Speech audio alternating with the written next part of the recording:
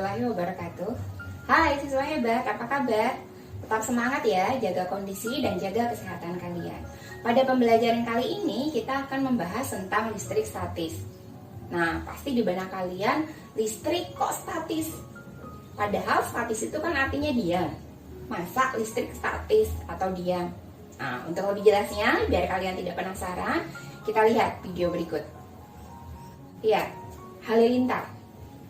Saat hujan, kalian pasti familiar dengan halilintar atau kilat. Kok bisa terjadi kilat atau halilintar? Nah, itu juga sebagai fenomena alam statis. Jadi, awan yang tadinya netral karena gaya gesek terbawa oleh angin sehingga bergesekan satu dengan yang lainnya, maka muatannya berubah menjadi muatan negatif. Setelah bermuatan negatif, maka akan menimbulkan gaya tarik terhadap muatan positif. Nah, gaya tarik tersebut yang menimbulkan adanya kilat atau halilintar.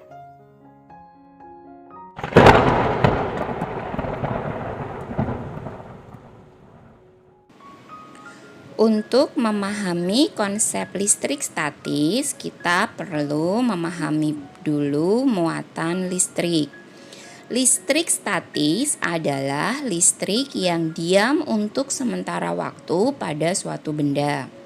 Orang yang pertama kali melakukan percobaan tentang listrik statis adalah Thales of Miletus. Ia melakukan percobaan dengan menggosokkan batu ambar dengan kain wol. Kemudian dia mendekatkan kepada bulu ayam. Ternyata bulu ayam mampu menempel pada batu ambar tersebut. Hal senada bisa kita lakukan juga terhadap penggaris. Penggaris plastik kita gosokkan dengan rambut atau kain wol.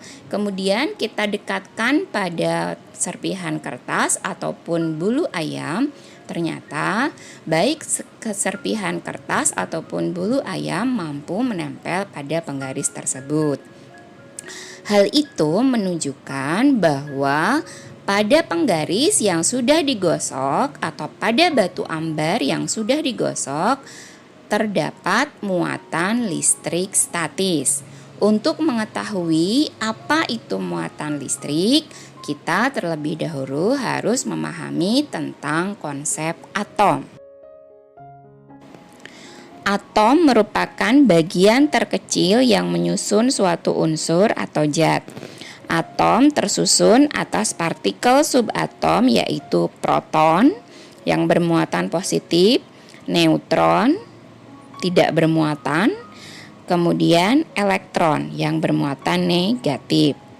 Neutron dan proton membentuk inti atom yang sifatnya tetap. Sedangkan elektron bergerak di sekitar inti atom dan sifatnya tidak tetap atau bisa berubah. Dalam kondisi yang tidak dipengaruhi oleh apapun, setiap atom akan bermuatan netral, di mana jumlah proton dan elektronnya sama. Berikut adalah contoh-contoh atom dengan jumlah proton dan jumlah elektron masing-masing yang menyusun atom tersebut.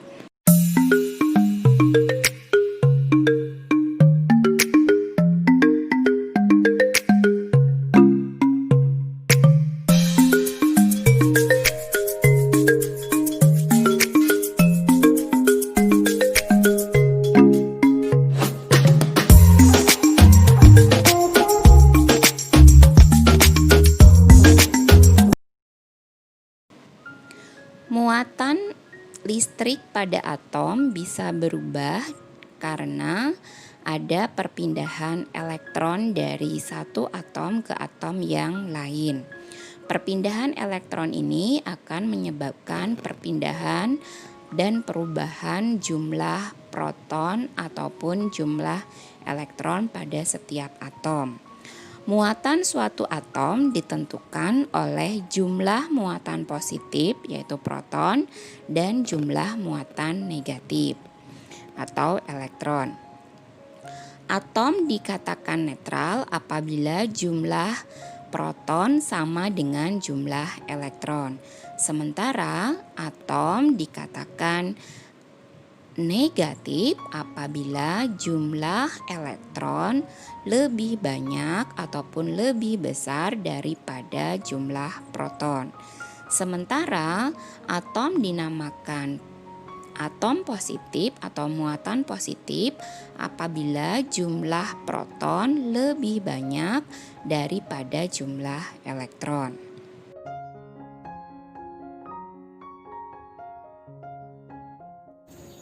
Muatan atom bisa diketahui dengan melihat jumlah dari proton dan elektron yang dimiliki atom tersebut.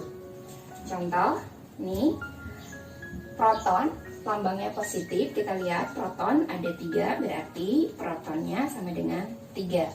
Kemudian elektron lambangnya negatif, nih elektronnya ada 4, 1, 2, 3, 4, berarti elektron sama dengan 4. Kita lihat, lebih besar manakah antara proton dan elektron? Ternyata elektron lebih besar. Karena elektron lebih besar, maka ini disebutnya muatan negatif. Kenapa disebut muatan negatif?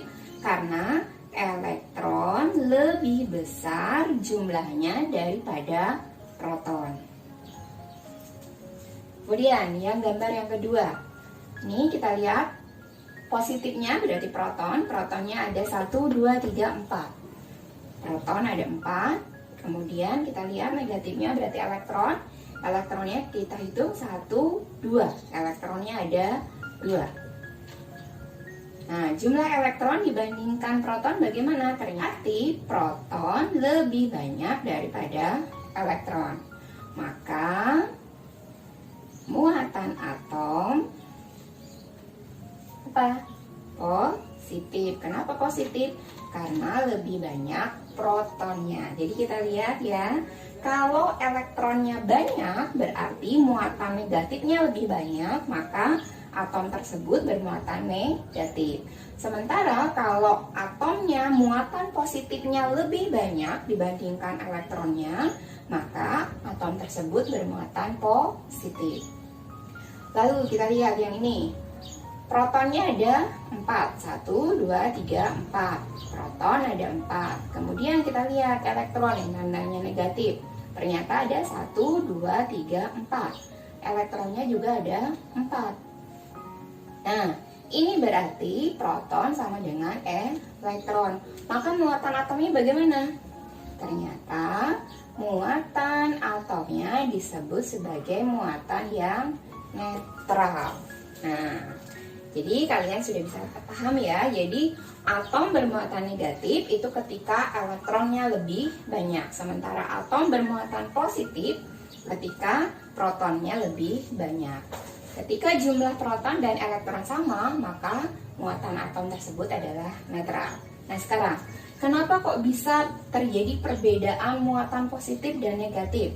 Perlu diingat, yang bisa menyebabkan perubahan suatu atom bisa positif dan negatif itu karena ada elektron yang berpindah tempat. Jadi yang berpindah tempat adalah elektron, sehingga menyebabkan adanya perubahan muatan pada atom.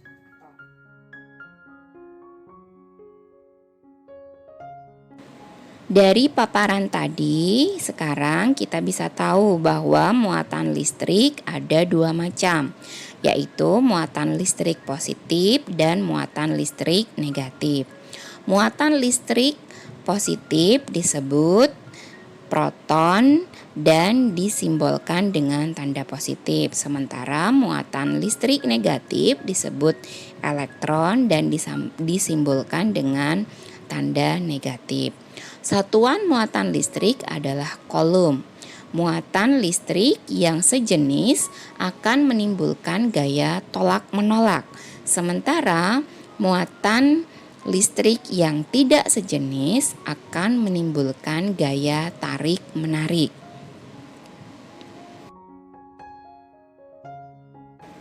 Salah satu cara untuk mengubah benda menjadi bermuatan listrik adalah dengan cara menggosokkan benda tersebut. Contoh yang pertama, penggaris plastik digosokkan pada buku ataupun kertas di dalam buku. Ternyata setelah digosok beberapa lama, penggaris menjadi bermuatan negatif. Hal ini terjadi karena elektron dari buku berpindah pada penggaris, sehingga penggaris mampu menarik serpihan kertas yang ada di dekatnya. Muatan negatif pada penggaris mampu menarik muatan positif pada serpihan kertas. Contoh yang kedua, kita melakukan percobaan terhadap balon dan sweater. Balon dan sweater sama-sama netral, tetapi ketika balon digosokkan pada kain sweater, ternyata balon menempel. Begitu juga dengan balon yang kedua, setelah digosokkan pada kain sweater, ternyata balon yang kedua juga menempel. Setelah itu, percobaan berikutnya, balon yang berwarna hijau didekatkan dengan balon yang berwarna kuning. Yang terjadi ternyata kedua balon itu saling menjauh. Ini artinya terjadi gaya tolak-menolak. Setelah dianalisis, ternyata sweater bermuatan positif. Hal ini terjadi karena elektron dari sweater berpindah pada balon saat penggosokan. Perpindahan elektron dari sweater ke balon menyebabkan balon menjadi bermuatan negatif.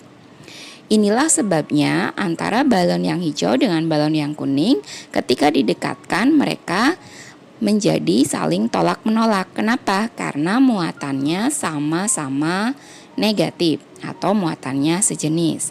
Sementara ketika balon berdekatan dengan sweater, maka semua balon menempel pada sweater. Kenapa? Karena balon bermuatan negatif sementara sweater bermuatan positif. Karena berbeda jenis, maka yang terjadi adalah gaya tarik-menarik.